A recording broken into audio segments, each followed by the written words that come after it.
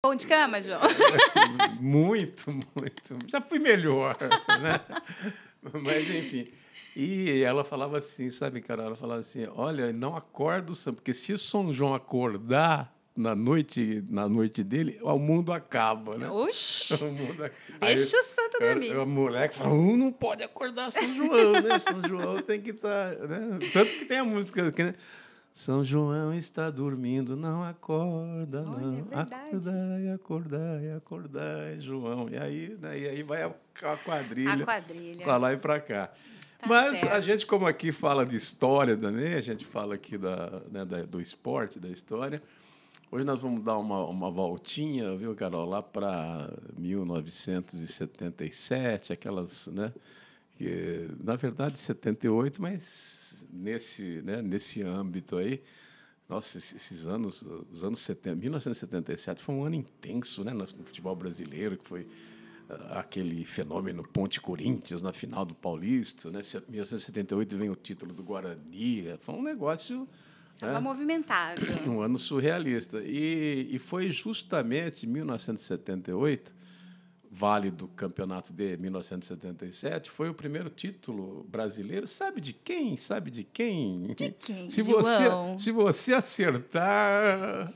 Ah, Você entendeu? É difícil acertar, né? não vou saber, né? Você sabe, sim, você sabe. Você tá fazendo charme, mas eu sei que lá você quer que eu fale. Assim, que Claro. É claro, né? Foi o grande São Paulo Futebol Clube, é o primeiro título nacional de São Paulo. E foi assim, até já contamos algumas vezes essa história, né? Hoje assim, o mote assim, é um fato curioso que aconteceu nessa decisão, dentre tantas, porque foi uma... Né, essa decisão foi assim, sabe, Carol?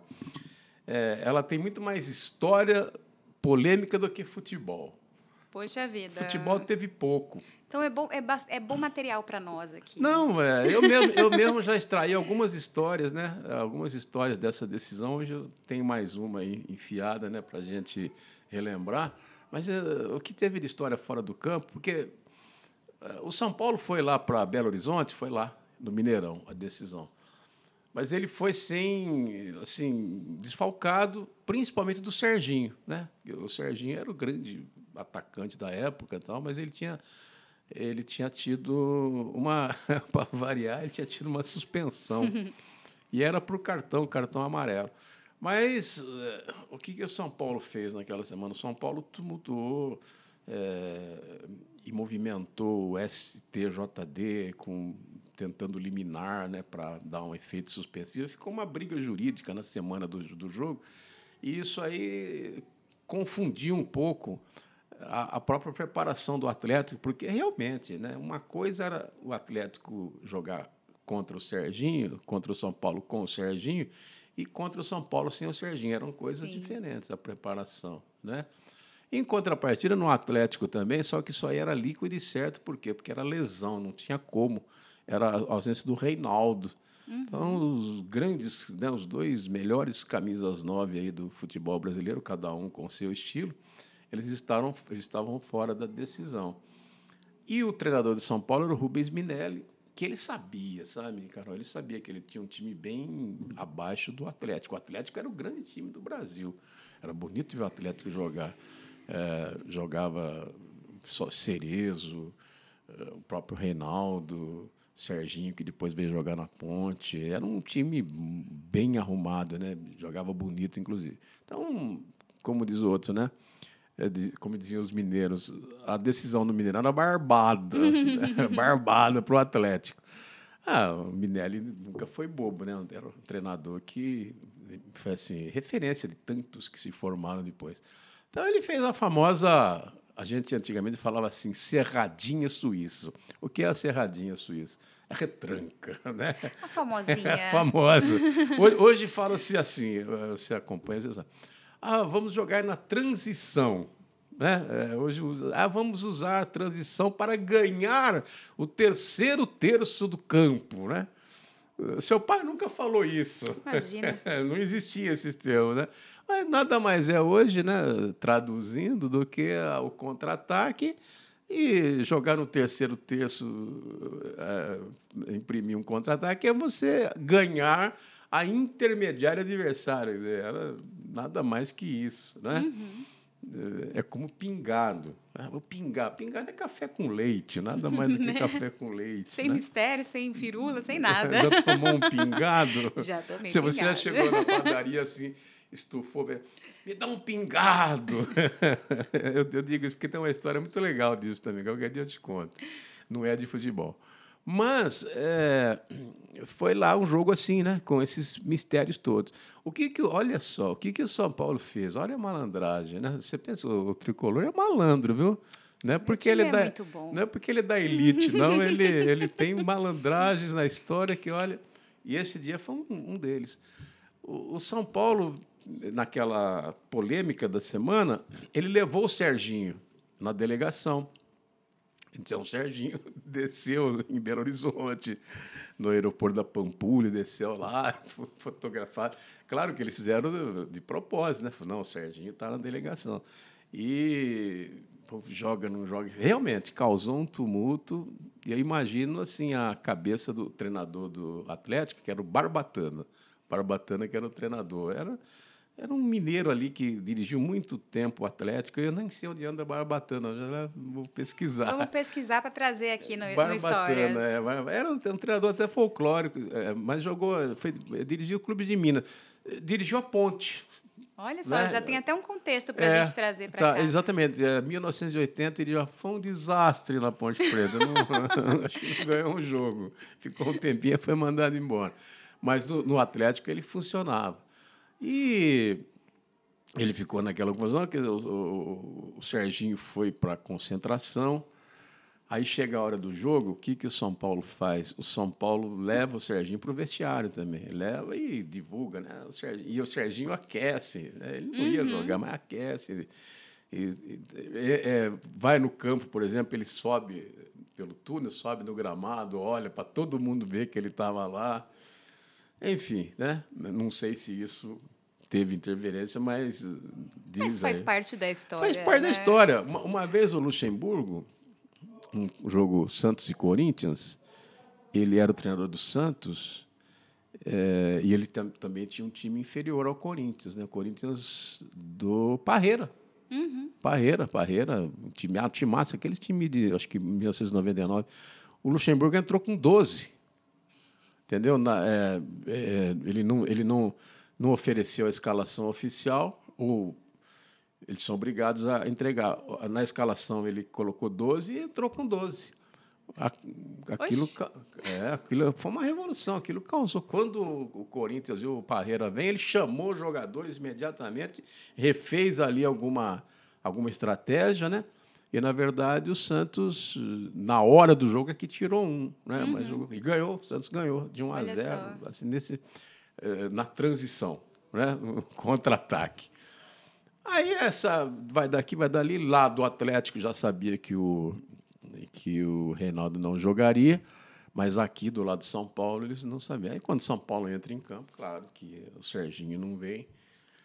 Mas o que acontece? Além do Reinaldo, que era desfalque no Atlético, o Atlético, aí é que vem a nossa história. O Atlético comete ali, acho que uma pichotada em termos de decisão. Tinha um jogador no Atlético que depois jogou no Guarani, muito conhecido, chamado Paulo Isidoro. Jogou no Guarani bem, né? Bem, veio para o Guarani já numa fase, mas veio bem. Mas nesse momento, ele era um dos melhores do Brasil, tanto que Paulo Isidoro foi para a Copa, né, de 1982, Sim. Um baita de um jogador, um meia volante, né? Meia volante, mas jogava pela direita, muito bom jogador. Era praticamente um equilíbrio do Atlético. E o Paulo Isidoro, ele tinha uma mania lá, sei lá como é que a gente vai chamar isso. Sabe o que ele gostava de fazer, Carol? No dia do jogo, inclusive. Ele gostava de lavar carro. Mas, gente... eu não sei, era um hobby. Ele dizia que era uma superstição. Falou que funcionava como uma terapia, sabe? Enfim. Pode ser. Mas o negócio dele, na manhã do jogo, ele ia lá, lavava o carro, e né, aquelas coisas a gente já viu muito isso, liga o som do rádio, né, do carro, e fica lavando e se diverte. Tem alguns que lavam o carro, liga o som e coloca um refrigerante assim ao lado, né? Um colarinho moderado, e ali vai tomando seu refrigerante, né? Vai lavando. Danoninho. Pessoas que fazem dessa atividade um hobby, né? Um momento de lazer também, tem né? muita gente que faz isso, né? Hoje eu acho que a maioria manda lavar. Eu sou do time que manda lavar. Eu também, mas eu conheço quem gosta de fazer, né? De lidar, de exercer esse hobby. E o que aconteceu? Quando o Paulo Isidoro estava lavando o carro dele ali na concentração, passou o Barbatana e se espantou o treinador, né? Mas o que você está fazendo? Né? Deveria estar descansando. Pá. Aí, não, seu Barbatana, eu quero lavar, é meu hobby, não, vou continuar lavando. Eles tiveram... Não, você não vai continuar lavando, não. Você pode recolher, pode parar, né? Eu falei, não, eu vou continuar. Ficou aquele bate-boca. E o Paulo Isidoro não parou. Olha só. Continuou, lavou, desobedeceu lá o desejo do treinador, do Barbatana, e continuou. Muito bem. Isso no dia do jogo. O jogo era às 4, né? Isso aconteceu logo cedo, assim, tipo 9h30 da manhã e tal. Enfim, né? Foi ali uma entrevista. Aí, você sabe o que aconteceu? O Barbatana tirou ele do time. Deixou no banco. Que loucura é essa? Dizem que foi por castigo, né? Deixou ele no banco. Tirou do atleta. Nossa, era tudo que o São Paulo precisava, né? Ou uma das coisas que o São Paulo precisava. E aí o jogo correu o primeiro tempo, aí o Paulo Isidoro entrou no segundo tempo. Mas um jogo de 0-0, o São Paulo bem arrumado, bem armado, né? Marcação ferrenha, tal, não permitia, não teve assim lance. Pelo contrário, o São Paulo foi quem criou uma situação que ele poderia ter feito o gol. Ele tinha um atacante, jogava pelo lado esquerdo, chamado Viana, era um baixotinho, canhotinho bom, e teve um cruzamento, acho que foi do Zé Sérgio, e ele de cabeça quase faz o gol, né? Se faz o gol ali, o São Paulo talvez nem fosse para os pênaltis, que o jogo foi para os pênaltis. E é esse jogo que você também deve se lembrar, que o mundo inteiro se lembra, que é a contusão, né, do Ângelo, que depois veio jogar no Guarani e depois jogou na Ponte. Era meia do Atlético, né? Era um meia volante assim, do Atlético. Ele tem lá um encontro com o Neca, que era o atacante, que era o meia do São Paulo, e ele quebra a perna. Mas o que acontece? Na imagem da televisão, né, ele estava caído e o Chicão, que era... Né, o Chicão era... robusto, né? Brabo, robusto. Com ele não tinha conversa. Ele passa e ele pisa no pé. Assim, ele, não é que ele pisa, ele dá um... Né, o Ângelo caído assim, ele dá... Mas o Ângelo já estava com a perna quebrada quando ele faz isso. Quer dizer, mas aquela coisa do jogo, né? Conclusão, o Chicão saiu como o vilão. Quer dizer, o mundo inteiro crucificou o Chicão. Quer dizer, o Chicão foi quem levou a culpa de ter... E não foi o Neca num lance antes, mas que quebrou a perna, quebrou. Enfim, isso aí foi um negócio muito triste, né, que aconteceu nessa decisão. Então, você vê que a decisão era só coisa foi fora... arrastada, né? Arrastada, fora do jogo. Né? O Paulo Isidoro não foi, né? Conclusão, o jogo ficou 0-0. O Meirelles ele foi para o segundo tempo, mas já... E outra, quando o Paulo Isidoro entrou, ele estava já abalado, não entrou com a mesma vontade, né, João? Não entra no mesmo espírito. Carol, você sabe mais do que, né?